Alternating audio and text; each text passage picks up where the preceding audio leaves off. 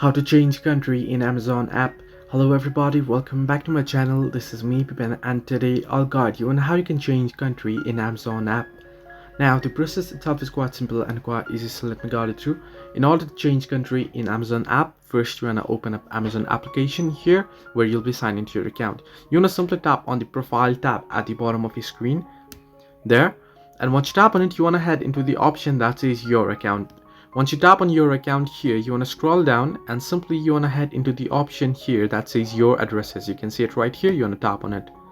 Once you tap on it, you'll be able to either add a new address, add a new pickup location, and you can see the edit option beside the location that you have already set up as well. You can simply tap on edit and change your country from there.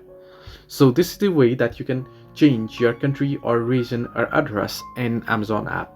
Hope this helped you. Do like and subscribe, and do not forget to leave a comment down below if you have any further issues.